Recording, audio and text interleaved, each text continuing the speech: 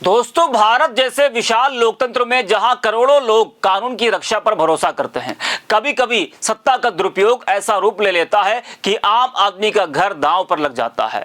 Bulldozer justice या bulldozer कानून, यह शब्द आजकल खूब सुनाई देता है। इसका मतलब है कि बिना अदालत के फैसले के सिर्फ आरोप लगाने पर किसी के घर या दुकान को बुलडोजर से ढा देना। यह न सिर्फ निर्दोषों को सजा देता है, बल्कि कानून के शासन को कमजोर भी करता है। ऐसे ही समय में भारत के मुख्य न्यायाधीश जस्टिस बी.आर. गवई ने एक करारा संदेश दिया है। भारत बुलडोजर से नहीं, कानून से चलता है। आपको बता दें कि यह संदेश मॉरिशस में दिया गया है, जहां justice Gavai sir Mauritius Raoult memorial lecture 2025 को संबोधित कर रहे थे, जिसका सबसे बड़े लोकतंत्र में कानून का शासन विषय था। 3 अक्टूबर को हुए इस संबोधन में उन्होंने अपने ही सुप्रीम कोर्ट के एक फैसले का जिक्र किया, जिसमें बुलडोजर कार्रवाई को सख्ती से नकारा गया था। यह बयान सिर्फ शब्द नहीं, बल्कि भारत की न्याय व्यवस्था की मजबूती का प्रतीक है। गुजरात से लेकर उत्तर प्रदेश तक जहां बुलडोजर की गूंज सुनी जाती रही है, यह संदेश एक चेतावनी की तरह गूंज रहा है। बता दें कि बुलडोजर जस्टिस वह प्रथा है जिसमें सरकार या प्रशासन किसी व्यक्ति पर अपराध का आरोप लगाते ही उसके घर, दुकान या संपत्ति को बिना नोटिस या अदालती आदेश के बुलडोजर से गिरा देता है। यह सजा का एक तेज तरीका लगता है, लेकिन कानून की नजर में यह पूरी तरह गैर कानूनी है, क्योंकि भारत संविधान के अनुच्छेद 21 में जीवन और व्यक्तिगत आजादी का अधिकार दिया गया है, जिसमें शेल्टर का अधिकार भी शामिल है। बिना प्रक्रिया के घर तोड़ना इस अधिकार का सीधा उल्लंघन है। 2017 में उत्तर प्रदेश में योगी आदित्यनाथ की सरकार बनने के बाद बुलडोजर कार्रवाई का ट्रेंड तेज हुआ। योगी सरकार ने माफिया या अवैध निर्माण के नाम पर सैकड़ों संपत्तियों को ढाया। आंकड़ों के मुताबिक 2017 से 2024 तक उत्तर प्रदेश में 10,000 से ज्यादा बुलडोजर कार्रवाइयां हुई हैं, जिनमें ज्यादातर मुस्लिम समुदाय के लोग प्रभावित हुए हैं। यह सिर्फ उत्तर प्रदेश तक सीमित नहीं रहा, गुजरात में भी 2020 के बाद बीजेपी सरकार ने इसी तर्ज पर कार्रवाई की। 2022 में अहमदाबाद में दंगों के आरोपी माने गए लोगों के घर तोड़े गए।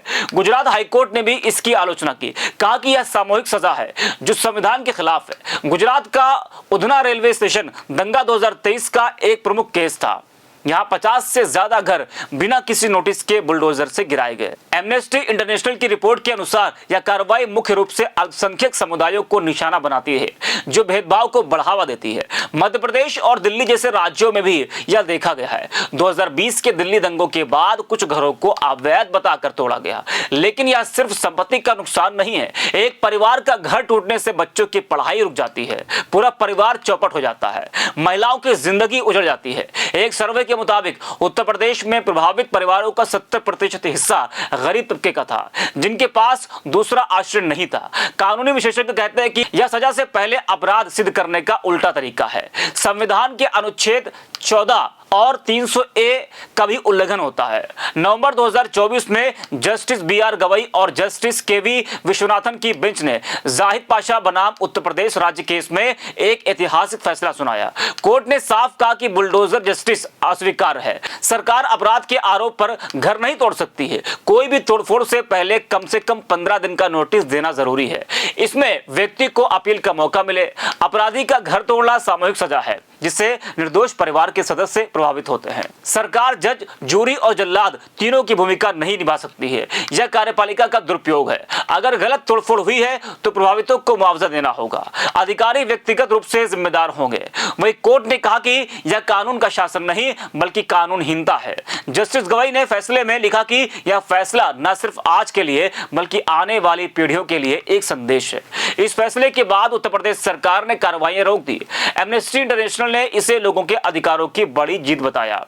यह फैसला सीजेआई गवई के नेतृत्व में आया, जो खुद दलित समुदाय से आते हैं और न्याय व्यवस्था में समानता के लिए जाने जाते हैं।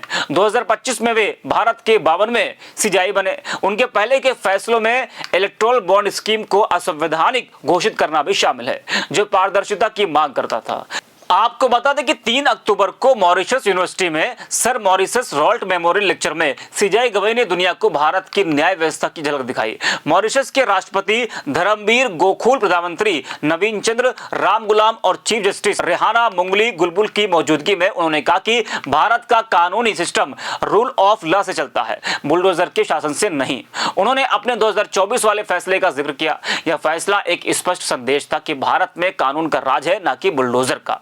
सरकार, जज, जूरी और एग्जीक्यूशनर तीनों नहीं बन सकती हैं। संबोधन में उन्होंने कानून को नैतिक ढांचा बताया और जो समानता और मानव गरिमा की रक्षा करता है। महात्मा गांधी और डॉक्टर BR अम्बेडकर का हवाला देते हुए कहा कि कानून सिर्फ नियम नहीं बल्कि पीढ़ियों का संवाद है। आपको बता दें कि यह यात्रा 3 दिनों की थी, जिसमें भारत मॉरिशस के बीच न्यायिक सहयोग पर चर्चा हुई।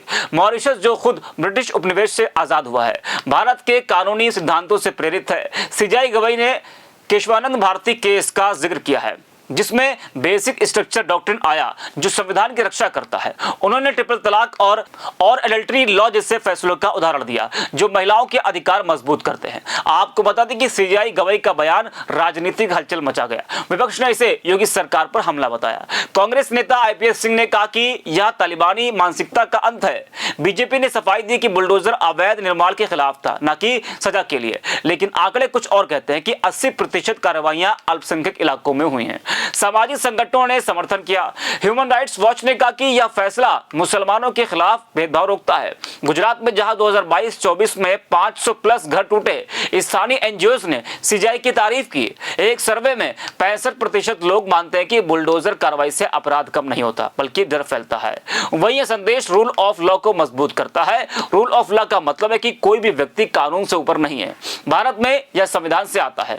अनुच्छेद 32 में रिट का अधिकार है जो न्याय की सीधी पहुंच देता है। सीजेआई गवई ने कहा कि कानून न्याय की सेवा करे, सत्ता की नहीं। 2025 में कई राज्य इस फैसले का पालन कर रहे हैं। उत्तर प्रदेश में नई गाइडलाइंस बनी जहां नोटिस अनिवार्य है, लेकिन चुनौतियां बाकी हैं। अधिकारी अभी भी सुरक्षा के नाम पर कार्रवाई करते हैं। विशेषज्ञ कहते हैं कि मुआवजा प्रक्रिया को मजबूत करने की जरूरत है। सीजेआई गवई का संदेश एक मील का पत्थर है। यह याद दिलाता है कि भारत गांधी और अम्बेडकर का सपना है, जहां न्याय सबके लिए बराबर हो। गुजरात में हो या यूपी, बुलडोजर की धमक अब कम हो रही है, लेकिन सतर्क रहना होगा। लोकतंत्र में कानून ही राजा है। वहीं इस खबर पर आपकी राय क्या है, जरा कमेंट करके बताइएगा। फिलहाल के लिए इस खबर में इतना ही। बाकी ऐसी तमाम बड़ी खबरों के लिए आप देखते रहिए 4PM गुजरात। धन्यवाद आपका।